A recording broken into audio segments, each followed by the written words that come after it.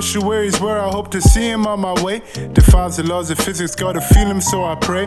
Pray for opportunity for youth from where I'm from. They reckon for politics from our heart, that's where I come. Circulating vital fluids for my residents to stand. People's darkness can't evict me from my atrium, my Hey guys, it's Eric here, and I am back with another video. And in this video, we are in Oxford, the United Kingdom, the city of Oxford.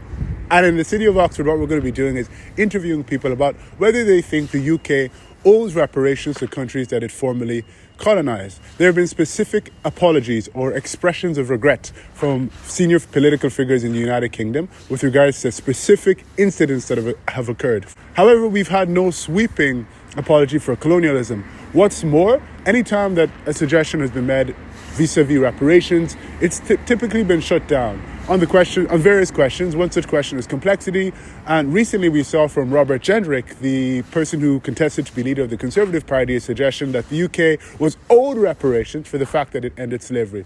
What has threw this issue into contentious as of late is the fact also that former slave owners were paid compensation for the fact that slavery ended. The perception was that property was stripped from them and therefore they were owed compensation. And many advocates for reparations have said, if former slave owners can be paid off, why can't the descendants of former slaves be paid reparations? So we're going to be moving around Oxford and asking everyone questions about this topic. And I have to introduce the very kind cameraman who's joining me today, whose name is Donovan. I might take the camera. Donovan is a course mate of mine, very talented individual, and he's going to be joining me in this adventure to see what people think about this question. All right, see you soon. Before hearing what people have to say about reparations, it is important to stress that what was asked to the public is whether reparations are, in principle, owed to states that were formerly colonised by the UK. The question asked was intentionally phrased with regards to principle rather than practicalities, as both terms open a door to two separate conversations. To explain the backdrop to the general reparations discussion and what inspired this video, there are 3 points that I will briefly explore. Although this video is primarily concerned with British colonialism as the wrong that the question of reparations is connected to, beside colonialism, a popular basis for arguments in favour of reparations is the North Atlantic slave trade. The North Atlantic slave trade began in the 15th century. It was a triangular route from Europe to Africa, to the Americas, and back to Europe, where merchants exported goods to Africa in return for enslaved Africans. And then Africans were brought to the Americas and sold as slaves for tobacco, cotton, and other produce. Britain was one of the most successful slave trading countries, and it is estimated that Britain transported 3.1 million Africans to British colonies in the Caribbean, North and South America, and to other countries. Following mass resistance in colonies, for example the Haitian Revolution, and campaigning from both black and white abolitionists, Britain passed the Abolition of the Slave Trade Act in March 1807, which came into effect in 1834, legally abolishing slavery. However, slavery still occurred in British colonies after abolition until at least 1838 through apprenticeship schemes. These schemes kept slaves working for their slave masters for low wages, under the pretense that slaves were not used to freedom and thus had to be trained for freedom through a transitionary period. At its height, greatly due to colonial expansion, the British Empire was the largest empire in the world and covered around a quarter of the Earth's land surface. Another argument for reparations is the impact that British colonialism has had on former colonies, such as the violence that followed the partition of India and Pakistan, and the lasting presence of issues such as poverty and ethnic discontent in other states that were created by the United Kingdom to maintain its colonial power. Reparations is offered as a way in which these historical wrongs can be addressed on the basis of justice for the states impacted by these wrongs. In this video, I claim that Conservative Party MP Robert Jenrick said that the UK was owed reparations for ending slavery. This was an error on my part. What Jenrick said was that the UK was owed a debt of gratitude for ending slavery. However, former MP Jacob Rees-Mogg said, both in a tweet and a segment on GB News, that the UK should be paid for ending slavery. This sentiment is echoed in commentary from other influential political figures in the UK.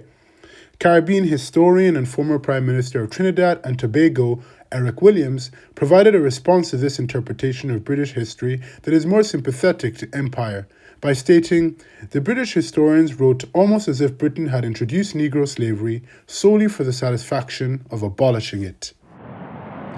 Lastly, the reason why reparations mattered to the news cycle recently was because earlier this year, 15 Caribbean governments forming CARICOM, or the Caribbean Community, have created a 10-point plan for reparatory justice, calling for the UK to meet a list of reparatory demands, including a formal apology for slavery, an Indigenous Peoples Development Programme, and repatriation, amongst other initiatives.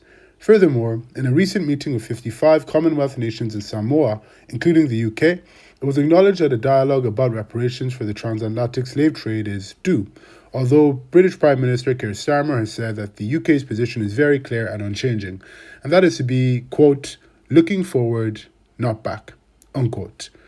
Thank you for listening to this introduction. I hope it's a useful reference point for you as you listen through the interviews. And now, time for the interviews. Would you mind introducing yourself? I'm Paul Booth. I'm a retired archaeologist. Very good. Nice to meet you, Paul. Yeah. Well, the question for today is whether you think the UK owes reparations to states that it formerly colonised. I personally think it's incredibly difficult because you can't quantify it. And that's the main problem. As a principle, potentially yes, but where do you set the clock? And how do you quantify, first of all, what you can actually demonstrate has been done, and then secondly, what sort of monetary value you can put on any of those actions. So I'm afraid I think it's incredibly difficult. Well, recently we saw Robert Jenrick of the Conservative Party and a few other figures say that they believe that the UK is actually owed reparations for the fact that they formally ended slavery. So I wonder what your thoughts are. That's nonsense, isn't it? I mean, for goodness sake, that's just nonsense. Yeah. So in your opinion, it's a complexity problem. Absolutely, yeah, very much so. I think that's a perfectly reasonable opinion. Good. Thank you. Have a wonderful day. Thank you very much. Have a good day, Joe. Hello, my name is Eric. What's your name? My name is Ola. Hi Ola, thanks for agreeing to be part of the video. The question today is whether the UK owes reparations to countries that it formerly colonised. So I'd love to know your opinions on the question of reparations. Okay, I'm afraid maybe I don't know the situation in the UK and other countries that well that maybe other people know, but I have my perspective because I'm from Ukraine, and in Ukraine we definitely want people from like the government Russia to pay the reparations in future or now anytime. So I think it's very important thing to think about because it causes some problems and it have to be paid back in some way, definitely. And with the situation you articulated of Russia and Ukraine, you feel when I want to get it right that you feel if a big country does something wrong to another country, that the country that has been wronged is owed reparations, compensation for what has happened to them. Yeah. Okay. Right. Hello, sir. My name is Eric. What's your name? My name is Wahid. Wahid, thank you so much for joining me in this video. So the question we're asking people today is whether the UK owes reparations to countries that are formerly colonised. Now, in terms of how you imagine reparations, it can be cash payment if you like, but there are also other creative ways to configure reparations. This is more so about the principle, whether reparations is owed to countries that were formerly colonised. So I'd love to hear where you're from and what your thoughts are on this question. Yeah, definitely. That's a very interesting question. So I'm from Pakistan, and as you know, it's been a former colony of the Britain. And I think there's the least that they can do. I think there's definitely a need of reparation in one way or another, because so basically, I mean, it's like a very simple calculation. I would say that where did you get your wealth from to start with, and a lot of it obviously comes from African countries, subcontinent and so on. They basically came to our countries and they took all our wealth, using our human resource, using our natural resources, and that's how they are where they are today. And obviously, history is complicated. This whole question is also very philosophical and critical in its own form. So how do you pay back for the wrongs that you've done in the past? I think reparation in a physical form is one of the best way to go about it, because otherwise, how do we actually bring justice for the historical wrongs that have been done in the past. So I would say, yeah, I mean, countries that are struggling financially, countries that are struggling with climate change, countries that are struggling with different disparities, I think as a moral value, I think Britain should definitely pay back to those countries. Especially, I think I would say countries that are struggling through climate change, they have to affiliate some kind of funds with those countries and then pay back to them so that they can establish themselves. The money that they have been stolen from them, the kind of labor that has been stolen from those countries should go back to them, and I think that is the right way to go forward. Very informed take. One more follow-up question. Yeah. There's an attitude, it seems, from the political establishment in the UK to just move on. Just move on. Yeah. You're just complaining about reparations. Let's get on and let's try and improve the future. What do you think of this argument? Do you think it's fallacious, or do you think there's validity to the argument? That's a very classic argument, right? You are like, why do we want to get stuck in the past? Let's just move on. But I mean, obviously, when you look at time, the idea of time, it's not linear. It's circular, right? Like, obviously, whatever you are today is the debris of the past. So you cannot just move away and leave the past behind, leave the history behind. So again, coming back to the point that where we are today here in the UK is basically because of some reasons that have taken place in the past. So you cannot just move on by you have already looted people and that's how you are here. So going forward is the easiest way, but if you want a just system, if you want to actually kind of make up for what you have done in the past, you have to be responsible, you have to be accountable for what you have done, and you have to pay back. Thank you so much. I hope you have a wonderful day. My name is Eric. Lovely to meet you. Hi, I'm Ali. Nice to meet you, Eric. Nice to meet you, Ali. So the question today is whether the UK, in principle, should pay reparations to the countries that it's formerly colonised. With regards to definitions of reparations, people tend to say it's a monetary transfer or conceptualise it in that way, excuse me, but that doesn't necessarily have to be the way you conceptualise it in your answer. So what do you think? What do you think of the question? It's a good question to ask. I would say no, the UK doesn't necessarily owe reparations. I think a sort of better way forward is to help each other and to maybe give aid or advice and work together with former Commonwealth countries. So that would be my sort of take on it. Could I ask the rationale behind your thoughts? So what are the moving parts that have encouraged you to come to this position on the question?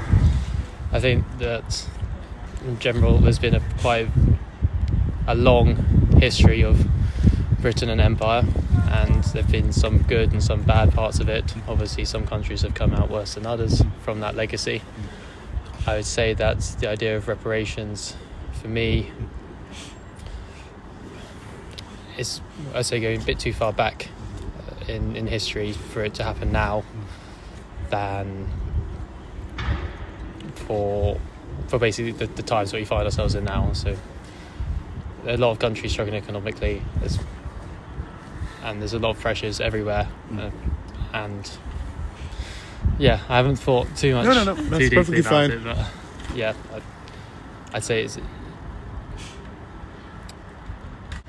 I'd just say it's kind of better to not focus so far back as then, and instead focus on the future now, and maybe projects working together where we have like pooled funding. And so coming together in that way is a better form than just paying reparations for potentially past badness. Yeah. That makes sense. Yeah. Do you think maybe it's a cheap remedy, from what you're saying, it's a cheap remedy to kind of throw money at it rather than to think about creative ways of solving these issues? Is that kind of what you're getting at? Not necessarily saying it's a cheap remedy, because I think in general it would be quite expensive. But I'd say a better way forward is cooperation, and I don't think bringing up reparations again and again in that sort of way promotes necessarily cooperation. It's sort of, we did something bad, here's some money, just take that and leave us alone now. It doesn't seem to be that cohesive an idea for forming a stronger community as time goes on. Yeah. Thank you, Ali. I really appreciate you sharing. Hello, my name is Eric, and your name, sir? Adrian. Thanks so much for agreeing to be part of the video, Adrian. Do you mind asking where'd you come from? What do you do? I am a market trader. I live in Oxford. From Birmingham originally. Been living here for about 10 years now. Fantastic. So what we're doing is asking locals what their thoughts are on the question of whether the UK should pay reparations in whatever form that reparation comes in to countries that it formerly colonised. So what are your thoughts on this question? That's a tricky question, isn't it? Yeah, I mean, the right answer is, of course, but it's a more nuanced question than a binary yes or no, really. How do you do it? What does it look like? You know, how you go about doing that, I think, you know, for the consciousness and for their own humanity, really. You know, I think, of course, reparations should be made. How you're going to do it, though, is a big question. Big question. I don't know if you saw recently, but Robert Jendrick, the Conservative Party politician, actually said that the UK was owed reparation for the fact that it ended slavery. So what are your thoughts on this? And many Conservative politicians... Yeah, that's just part of the narrative. We all know it's bullshit, you know. and you know, let's get it right. Our image of England is of, like, when you get these patriotic English that think that they were Lord Nelson or think that they were fucking, you know, Winston Churchill and all these things is bullshit, really. My ancestors, I'm a working class English lad. My ancestors didn't benefit from the spoils of empire. They probably lost their lives on the gun deck of the ships, or carrying out the mechanisms of empire and capital. Yeah. So yes, we need to pay reparations, but there is also, like, a massive swathe of the population of England which isn't, we're not complicit in that. Yeah, we're like now today with all this, the narratives that are held up about genocide and how the West is carrying on this neo-imperialism is the same mechanisms that kept us all in our place there. We're ignorant, we're uneducated, we're forced to hate each other rather than looking up. We hate those that are beneath us, you know. All of that needs a systemic change. Probably. How are you going to do it? I have no idea. I am lost. Yeah. I mean, I'm 51 years of age. You know, I've been politically aware most of my life. My grandfather was a socialist. He taught me all about, you know, unions and about the merchants and about how they've kept us down. Yeah, and we haven't managed to uprise it. We can't do it politically. Do you know? I don't know. Fucking anarchism. I don't know. I have no idea. Like, and the older I get, the more frustrated I get. So it's a case of I just have to keep my side of the street clean now, and then try and affect everybody around me as positively as I can. I can't be angry, you know, and I don't know. I've learned from civil rights movements over time. You know, you look to them. It's not a case of revolution, really. It's incremental gains. It's changing consciousness. It's changing political awareness. It's changing a general care. You know, it's a long game, you know, and we're up against some serious machinery, right? That machinery, that industrial complex, which pervades everything, it's a what do you call it? It's a fierce adversary. No doubt. Thank you so much for your... Oh, my name is Eric. Lovely to meet you. What's your name, madam? Jackie. Nice to meet you, Jackie. Thanks for agreeing to be part of the video. So the question we're asking people today is whether the UK, in principle, owes reparations to countries that it formerly colonised. So what are your thoughts on this question? Do they owe it or should they pay it? I think are perhaps different things. And it's difficult. I'm from Hong Kong, so Hong Kong obviously used to be part of Britain for a really long time, so I have quite strong views on this, and I think they do owe reparations, or whatever they're doing at the moment certainly isn't enough, in my view. If those former colonies are crying out for some sort of symbolic recognition, actually more than symbolic, physical compensation for the treatment that they were at the end of, or for the history of what that meant, there definitely should be more. If that's what they're asking for, then we should listen, I think. So perhaps, yes, I do agree that they are owed reparations. Okay. Thank you so much. Hello, my name is Eric. What's your name? I'm Kristen. Kristen, thanks so much for joining me in today's video. So the question for today is whether the UK owes reparations to countries that it formerly colonised. It came into the news recently, this item, because of the fact that leaders from Commonwealth countries asked the UK to commit to reparations. There's been no payment of reparations at all, but there's been apologies for specific incidents that have occurred in the UK's colonial past, not for the entirety of colonialism either. So I wonder what your thoughts are on this question. So to be honest, I haven't thought about it much. I'm from the US, and so it's not a debate that is like everyday relevant to me. I will say that I saw like a really compelling argument making the case for reparations that was filmed at the Oxford Union like several years back. I don't know if you saw that. It was a parliamentarian from India, I believe, that was speaking about it, and he made a good case.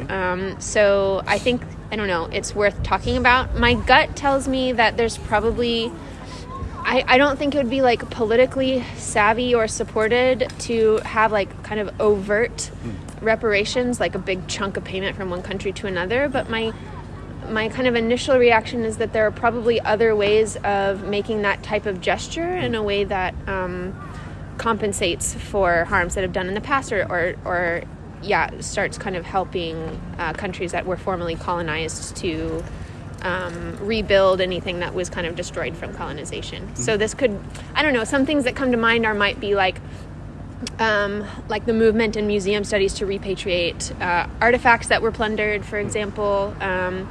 Maybe different types of diplomacy or scholarships or anything else that kind of encourages a flow of money in that direction might be more politically acceptable and accomplish the same thing. Those are kind of my ideas. Yeah, I agree. Shashi Tharoor was the figure from India. He spoke very compellingly. So you'd say that in terms of the form it comes in, there's no definitive position, but in terms of the ethic of reparations, you'd say it's worthwhile pursuing it.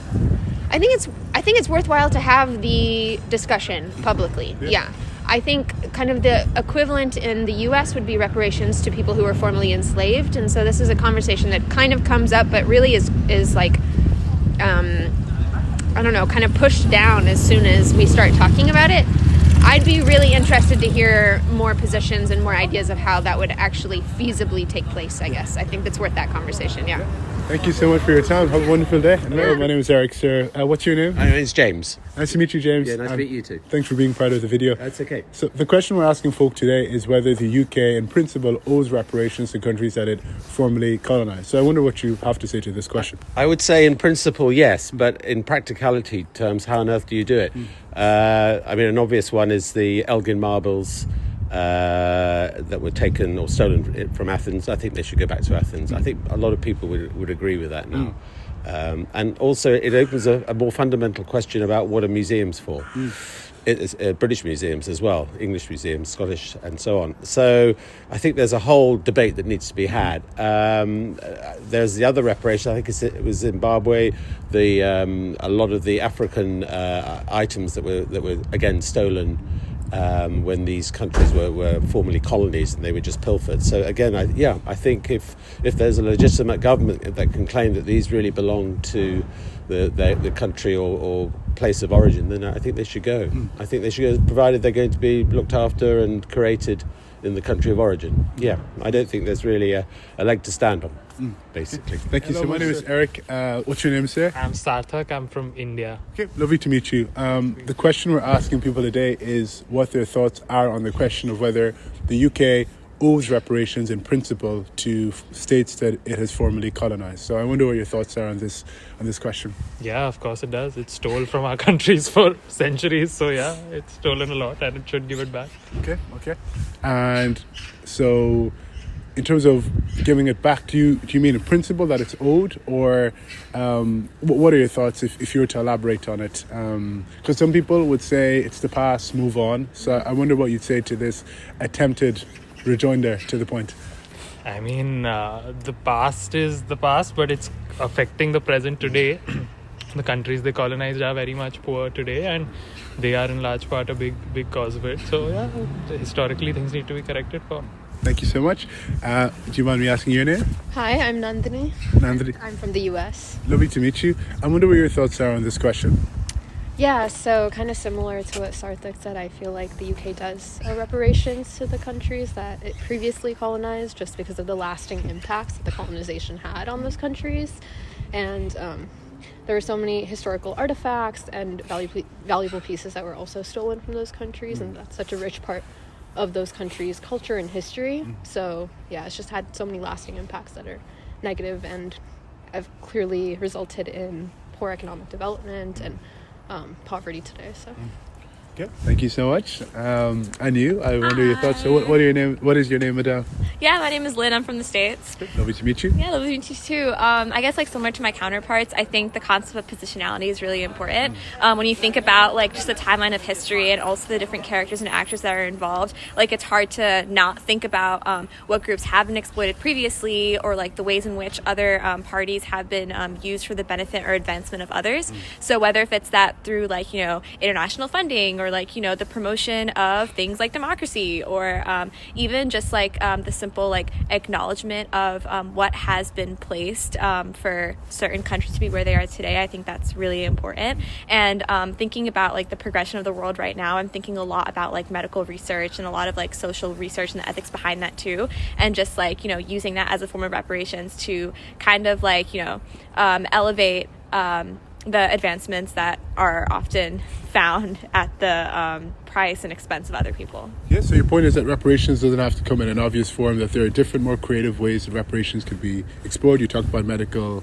funding for medical research, etc. Yeah, I would say that there are different avenues of reparation. I think that, you know, coming from the States, there's this like big like idea that like reparations is like solely like, you know, having like people like in this current moment like, you know, just funnel money everywhere and not do anything with it. But reparations, there are like various tiers to it, and it's a lot about like making sure that we're returning these like long lasting impacts that have kind of been I guess like placed at the expense of other people. So like what does that look like, I guess? Yeah. It's really good. Thank you so much. Okay. Thank you. And last and certainly not least, your name? My name is Alex. I'm from the UK. Lovely to meet you, Alex. Eric is my name.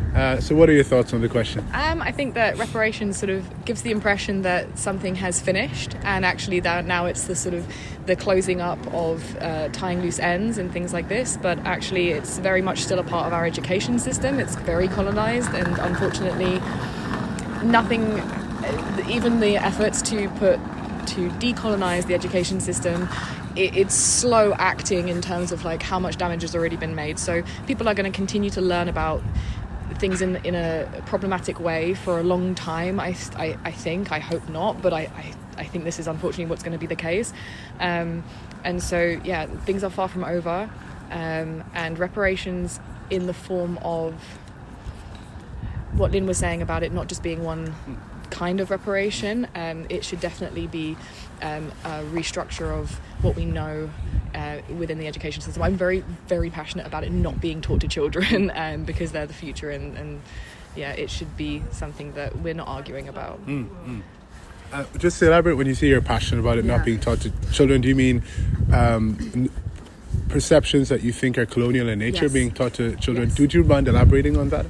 So the way that we have, just for example, the way that the map is set up, and that we understand where countries are and their size and things like this. So the global north and the global south is something that I didn't know about until very recently, and it shocked me how little I knew about that. And I don't want the future generations to not understand how things like westernization and colonization have caused these things that we now look at as like fact and just take for granted, honestly. And they're very much deep rooted in the pain of others. It's wrong. Yeah, thank you so much. Hello, my name is Eric. What's your name? Ali.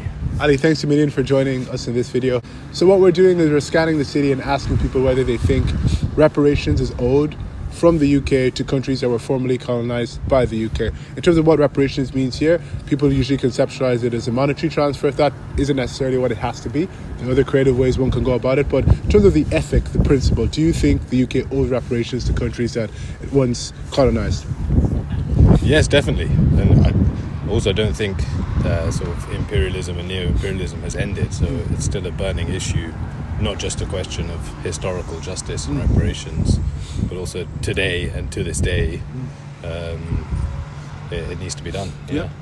Some people who try to offer a rejoinder to that say we just need to move on.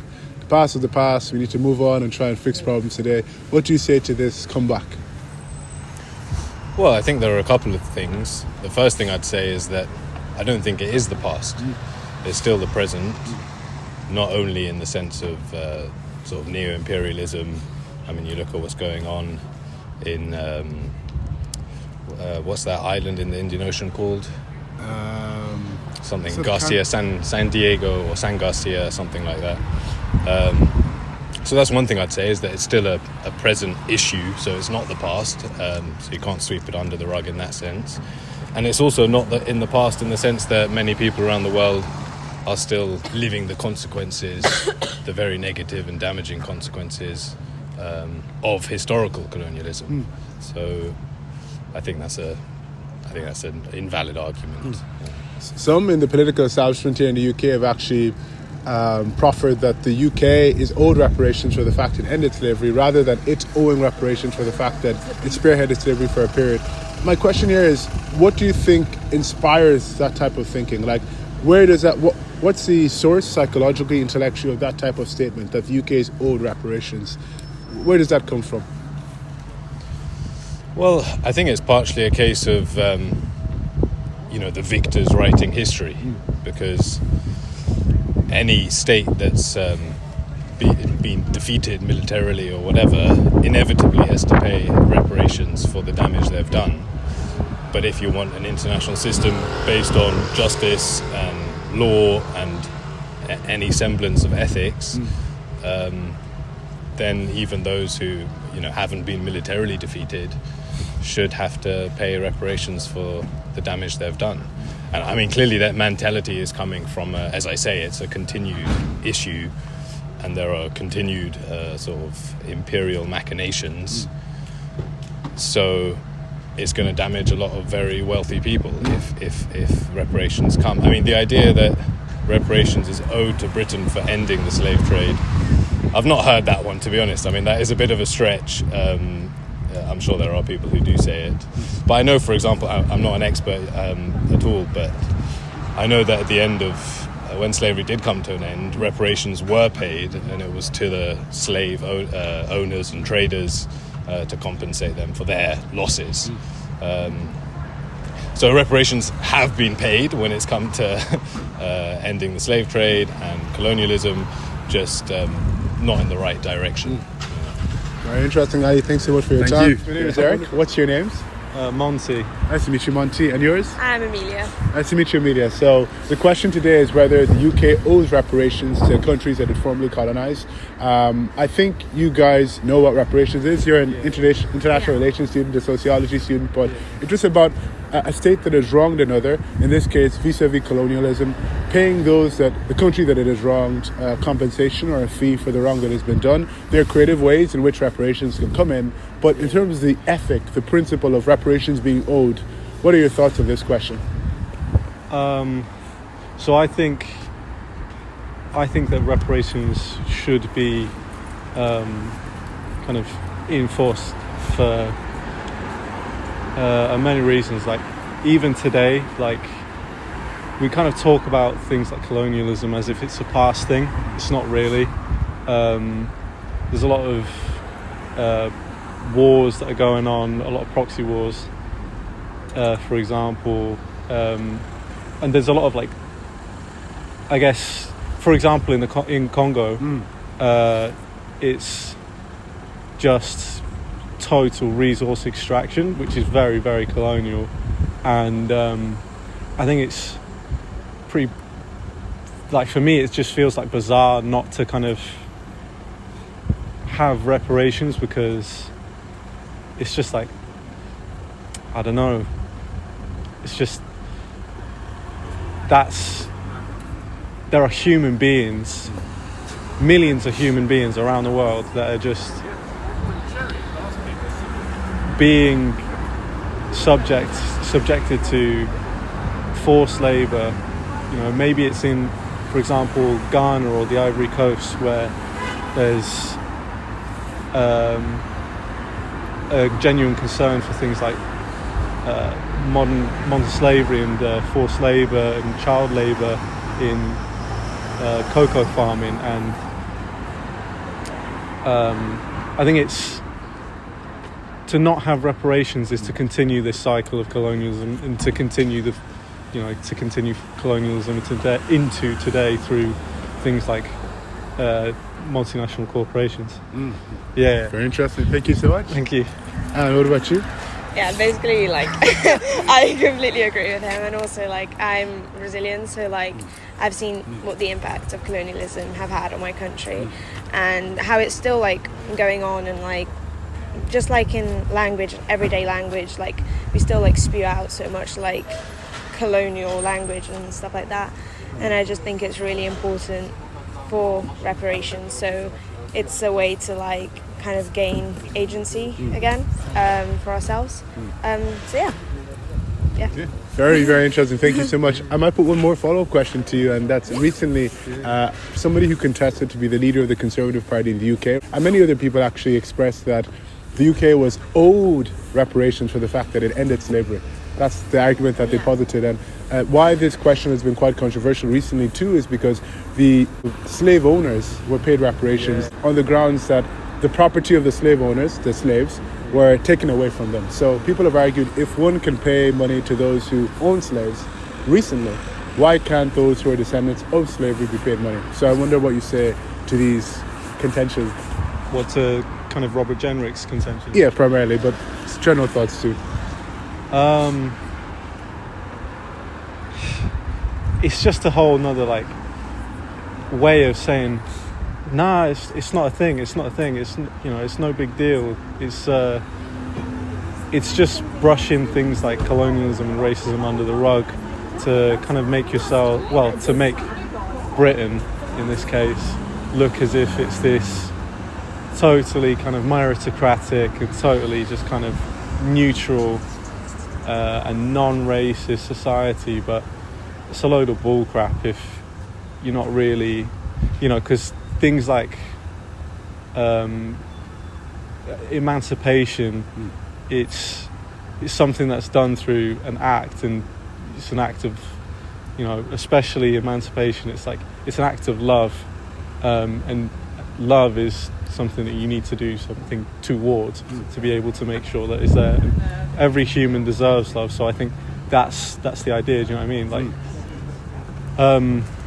so I think by just saying all of this crap, it's just a load of verbalism to not do something. Do you know what I mean? It's a load of conservative activism for just to basically obfuscate racism, obfuscate colonialism. Yeah, definitely.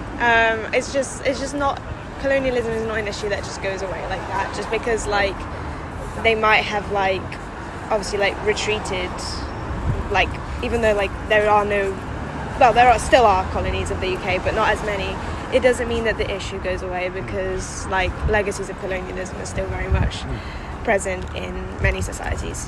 Yeah, so definitely the UK should pay reparations. Yeah. Guys, have a wonderful day. Thank you so much. So that is the end of the video. It was very interesting to hear people's thoughts on the question of reparations and whether it's owed by the UK to former colonies. It seems like there's two ends of the spectrum in the classic debate for reparations that we saw reflected in people's responses today. On the one hand, people think that the past is something that, though important, isn't all that important, and instead we should look to the future to try and see how we can construct initiatives that can build cooperation between countries and various stakeholders in this debate. On the other end, people very much are sensitive to the impact of history on contemporary events and believe that it's impossible to divorce yesterday from today in terms of understanding problems that exist within countries, and therefore the UK is under an obligation, or at least in principle is under an obligation, to pay reparations. There's then the practical question of how this is administered. You might notice that in some of the interviews I try not to stress too much the practicalities and instead the principle and the ethic of reparations, because the practicalities are difficult. Some people think monetary transfer is what should occur, whereas others think more creative avenues need to be explored because of the unfeasibility and the other issues, ethical but also practical, with monetary transfers too. One thing that's clear now that was also clear in my previous video about King Leopold II that I did in Belgium when I tried to get people's opinion on the figure is that around the table of discourse that's in existence in the West, in the UK and Belgium, whatever countries in question, there are more diverse stakeholders now than ever before. And no voice should be undermined because it doesn't come from a traditional source. So when Commonwealth countries try to make the case for reparations, rather than just diminishing their claims and dismissing them, it's important to engage with them and understand where the source of this discontent comes from. If we are to build a tomorrow that's cooperative, West, East, North, South, it's important for us to consider these questions in unison and not to try and undermine or overlook considerations because they're not considerations that were traditionally important sources in the past. So that's my opinion. But I'm interested to hear yours. So please comment in the comment section to let me know what you think about this question of reparations, and like the video, subscribe. And if you have any thoughts of what future public interviews you'd like to see me do in any part of the world, preferably European countries because of accessibility right now, please let me know. I have to say thank you to cameraman Donovan, who did a fantastic job today. Was very patient. Despite the weather and the climate, he stuck it through. So thank you so much, Donovan. Of course. All right, guys, have a lovely day, night, wherever you are. See you later. Ways where I hope to see him on my way. Defies the laws of physics, gotta feel him, so I pray. Pray for opportunity for youth from where I'm from. They reckon for politics from my heart, that's where I come. Circulating vital fluids for my residents to stand. People's darkness can't evict me from my atrium, my land. Repeating themes in my rap, cause I rap what I live. I did no shine.